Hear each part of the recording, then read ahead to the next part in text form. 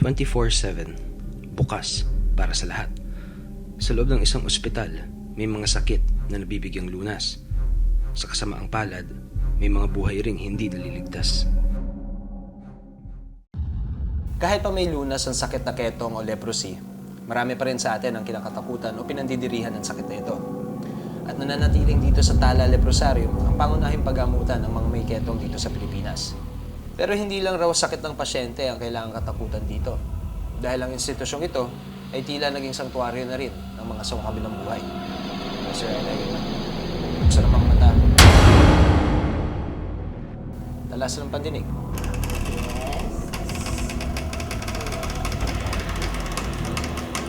Leon! Palawakin ang isip. Hello!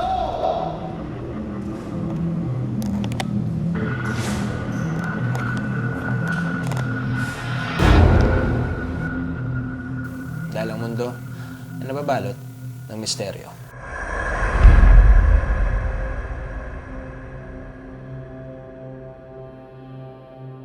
Taong 1936 nang itinayo ang Central Luzon Sanitarium, isang ospital para sa mga may sakit na ketong o leprosy. Sa ngayon, tinatawag na itong Dr. Jose N. Rodriguez Memorial Hospital na kilala rin bilang Tala Hospital. Ayon kay Leticia Francisco, Assistant Training Officer sa ospital, isolated o malayo umano sa kabihasnan ang nasabing sanitarium. They found out na ang San Lazaro ay puno na.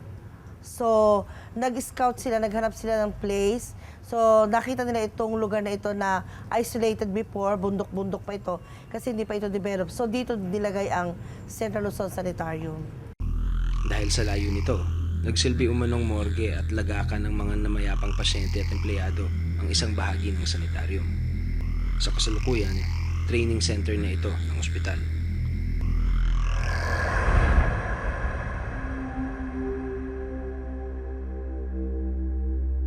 Yung mga matatanda rito, yun ang sabi nila na ito daw, lugar na ito noon ay pinagbuburulan daw ng mga pasyenteng mga namatay or yung mga empleyado yata before na mga namatay.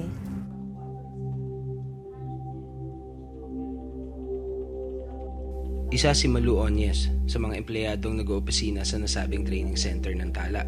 Nagiging distracting kasi pag nagtatrabaho ka. Yung walang pinipiling oras, may mga unusual na mga happenings, mga pakiramdam ko na parang may tao na wala naman, pero nag-iisa ako.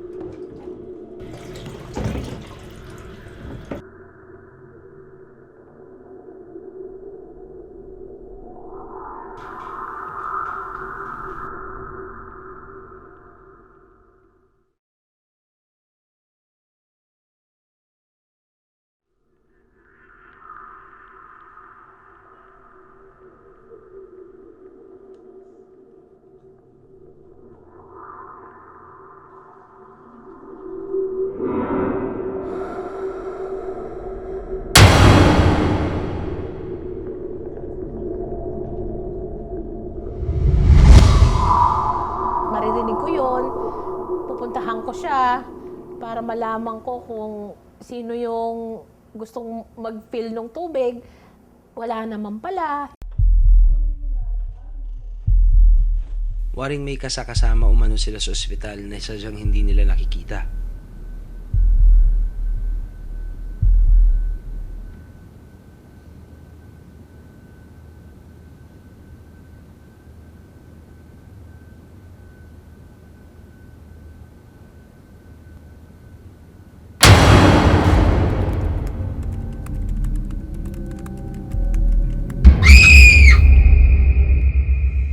Maging ang retiradong janitress na si Virginia Tarona, marami na ring naranasang kababalaghan sa 26 na taon niyang paninindigan sa ospital.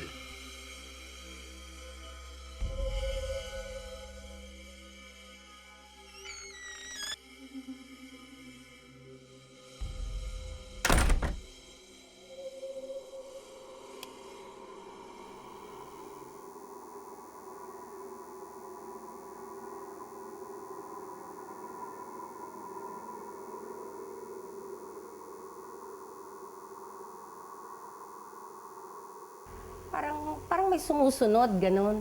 Lilingon naman ako, wala. Tapos pag lumingon ako naman na ganyan, titigil. Paglalakad ako, talagang sinasabayan ako.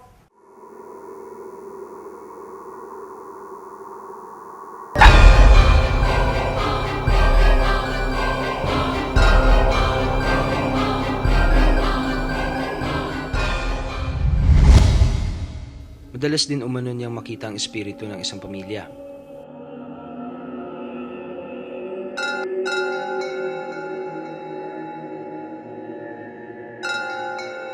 Minsan, yung bintana, sa bintana po na yan, makikita niyo sila dyan. Bigla silang dadaan. Pero ang pinaka hindi raw niya malilimutan sa lahat, ang nakita raw niyang lalaking nakalutang sa ere. Parang nakaangat siya sa flooring ng mga siguro, mga ganyan naman. Parang lumulutang siya, ganyan. Noong minsan namang nagpaalam daw ang isang trainee sa administrative aide na si Ronilio Dion, nagparamdam umano ang espiritu ang nasa CR ng mga babae.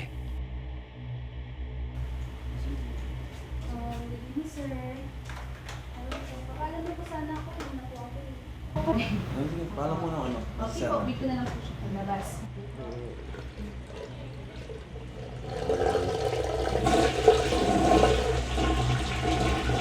Nag-plus yung CR doon sa CR ng Supervising Administrative Officer.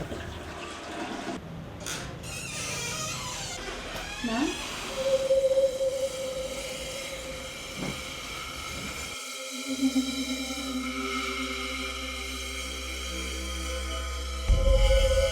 O, saan ka galing, ma'am? Sabi ko sa kanya. Akala ko nasa CR ka, sabi ko sa kanya. Hindi sabi. Di ang ginawa ko ngayon, pinuntahan ko yung CR. Wala namang wala naman akong nakita. Ayon kay Marilyn Soriano, Senior Emergency Room Nurse sa Tala Hospital, meron daw siyang kaibigan nagpakamatay at nagpaparamdam daw sa ospital. Yung isang nursing attendant namin noon na barkada ko yun kasama ko pagka nagra-rounds ako sa gabi, nagpakamatay siya. Uminom siya ng ng muriatic acid at saka Clorox.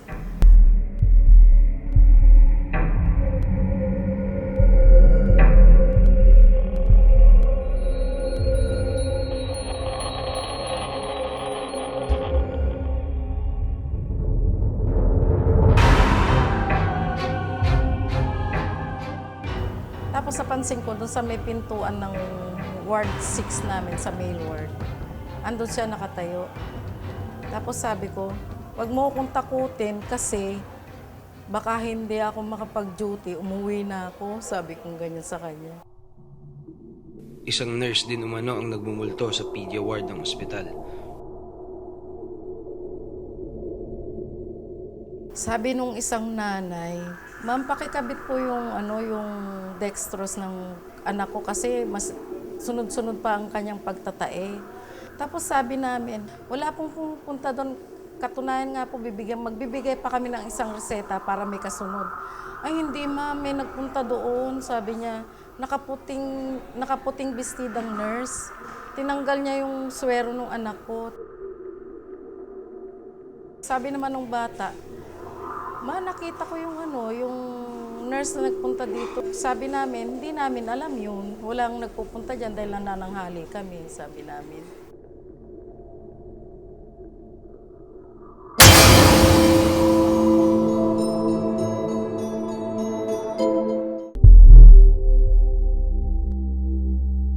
Inimbitahan namin ang dating celebrity castaway na si Karen De Los Reyes upang pakiramdaman kung sadya nga bang may mga nagpaparamdam sa Tala Hospital.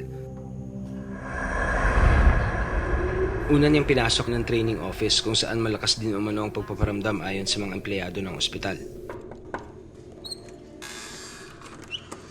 Good evening, madam, sir. Good evening. Habang sinisipat ang opisina, ang pintong di umano'y nagbubukas sarang mag-isa, tila ginulat ang ating bisita. Yes. Harper ulit na solid.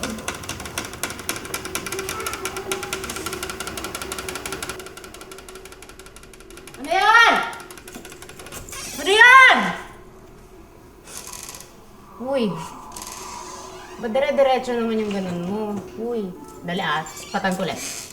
Pag ganon. Okay. Balita daw dito sa room na to, may nagbubukas sara daw ng pintuan. Tapos, sa keyboards daw ay may nagtatype. Kinikilabutan ako. Wow! Kinikilabutan ako. I won't touch your keyboard, madam, sir. Sa inyo po ito. Isang sulat naman ang iniwan ni Karen para sa espiritong umano'y nagtatype daw sa computer keyboard ng opisina.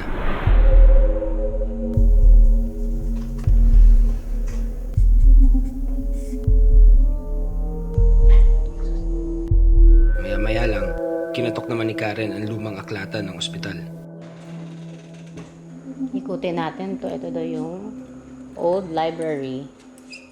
Punta tayo sa CR, which sabi nila may mga nagpaparamdam daw na may gumagamit, pero wala naman daw. So, let's see. Tingnan natin. Diretso lang, no? Nang puntahan naman ni Karen ang CR, muli siyang kinilabutan. Tao po. May kilabutan ulit ako. May kilabutan ako. Knock, knock. Evening, madam, sirs. Madam, sirs. Check lang po namin yung CR. Check ko lang po. Ito po ang gagawin. Sink. Mirror nila. Ayoko makita sarili ko sa mirror. Ayoko lang. Yung papunta sa CR, kinilabutan ulit ako. Kaya sinabi ko kanina, hindi ako makikigamit ng CR or whatever. Titingin lang ako. Ayo. Hey. And I'm alone! Okay, tatahimik ako ng Dito na namin hinawan si Karen na magtagal sa lumang aklatan ng nag-iisa. Alam mag-isa dito. Ayoko pa iralin yung likot ng utak ko kasi tumbo ay sobrang likot ng utak ko. Habang nag-iisa, pilit nilalabanan ni Karen ang anumang paglalaro ng kanyang imahinasyon. Ng pang-apat na tile nasa kaliwa, pababa. Ano daw? Masyado na ako nagtitrip. Gusto kong umikot pero parang may hesitation. Hindi ako natatakot, pero parang may hesitation. Ba't ganun? Matapos ang 20 minuto, nagpasya na si Karen na lisanin ang lugar. Labas na ako. Meron Meron. So, hindi siya katang-isip. Hindi siya gawa-gawa. Yung hindi talaga. Para alamin kung totoo ba ang mga nakakapanindig balahibong kwento dito sa training room ng Tala Leprosarium, lilibutin ng psychic na si Ana de la Cruz at paranormal investigator na si Ira Cruz ang silid na may sinasabing madalas na nagpaparamdam ng multo.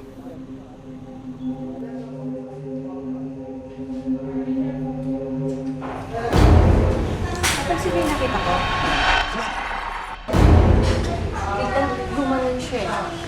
Ganyan. Parang ang bigat. Dito pa lang. May nakita na akong lalaking gumanon. Ang bilis ko na. Atulin.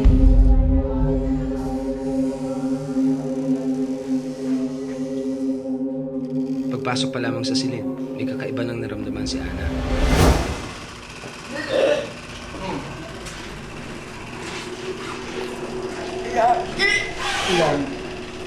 Oh, God! Saan galing? Ito, dito sa bunda. Kumain na lang. Laki. Ang grabe, nanditisik ang mata niya. Ganyan siya. Ganyan siya kataas. Ayaw tayo. Ano suot? Madilim eh. Gagalit siya. Nilapitan ni Ana at Ira ang lugar kung saan dumiretso umano ang lalaking nakita ni Ana. Tugulin niya eh. Nandito siya kanina tapos biglang gumanoon. Hindi ko alam kung bakit. Galit siya eh. Wait, may sugat sa binte, no? Oo, hindi ko alam kung bakit. Tila puno raw ng galit at puot ang lalaking nakikita ni Ana. Naramdaman ko parang nalapastangan eh. Oo. Nasaktan, nalapastangan, Sinaktan siya ng walang kaano-ano. Na may sugat na siya rito, parang hinahabol pa siya. Ganun. Isang teknik naman ang ginawa ni Eric kay Ana para tulungan siyang makita ng malinaw at mabasa kung ano ang ibig ipahiwatig ng lalaking sugatan. Mabilis yung paggalaw masyado ng labi. Pagalan mo. Make it slower. Hindi ko na kaya, bakit ganito ako? Hindi dapat ako dito, ayoko dito. Alis niyo ako dito, ayoko dito, ayoko dito. Oo, galit ako sa tao. Galit ako sa kanila. Dinala ako dito. Balik.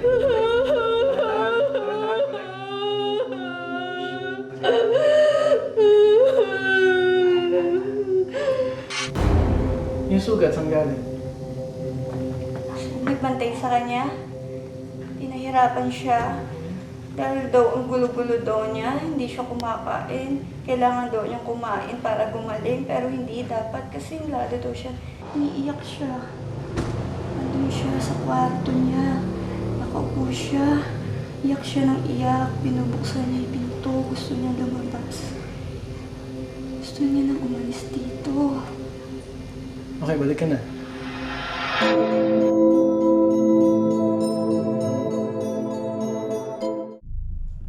Sunod na naglibot sa lugar ang paranormal investigator na si Adam Reyes. Kasama ang kanyang apprentice investigator na si Lawrence Manalo, aalamin nila kung totoo nga ba ang mga di maipaliwanag na pagpaparamdam sa Tala Leprosario. Partikular dito sa training office. When the airflow here changes, that can actually cause pressure on the other areas. It causes pressure on the windows, it causes pressure here, it also causes pressure on this door. Kung minsan, I wouldn't be surprised kung let's say dito nakulob yung air pressure na kung minsan kung merong mag-shake or may magra-radial dito sa lobby, ang isang posible na pwede mag-cause is actually the air pressure. Okay. Ito yung sinasabi nilang nagbubukas at saka nagsasara ng mga pinto. Gamit ang isang magnetic level, susukatin ni na Adam kung nakalapat ba o pantay ang sahig ng kinatitirikan ng pintuan. Hindi siya perfect sa gitna. Nag-move? Ayan, nag-move ulit. Yeah. Nag-move na naman.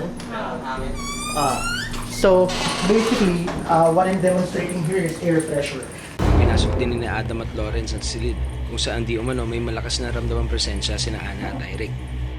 Ngunit ang pasukin nilang training hall, dito na hinamon ni Adam ang mga nagpaparamdam na espiritu. Hello! Meron ba nga dito? Hello!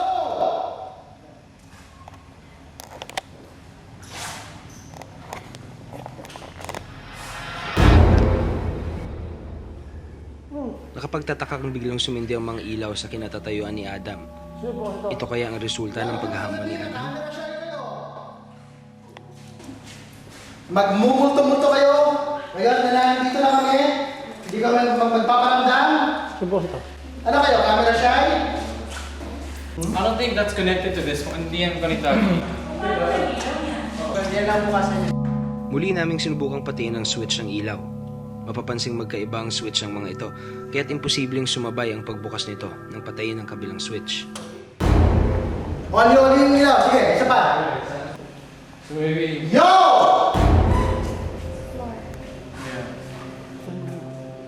Come on, kung nandiyo talaga kayo, oli-oli yung ilaw. Kaya dahil kung hindi nyo bubuksan yung light switch, may explanation din ako. And kung nandiyo talaga kayo, if you want to be felt, kung gusto nyo talagang magmulto at maramdaman, buksan nyo uli ngayon yung light switch. Dahil ako mismo ang nag-off niyan. Tila wala pa rin nangyayari sa paghamon na ginawa ni Adam. Ano kaya ang tunay na dahilan sa biglang pagsindi nito? Camera shy pa rin. Isa pa! Dahil dito, muli namin binalikan ang training hall sa Tala Leprosarium upang ipasuri sa kanilang resident electrician na si Mang Jeronimo ang kanilang electrical wirings. Sige nga po, kuya. Mayroong banda rito, iba naman ang circuito noon. May circuit yan. Sa ventilador, iba rin. Makikita mo rito sa ano. yung ilaw dito, ito lahat na ginagala. Yan o. Yan. Yan lang ang wala. Pero ang main nito, nandito rin. Lahat yan, patay lahat yan.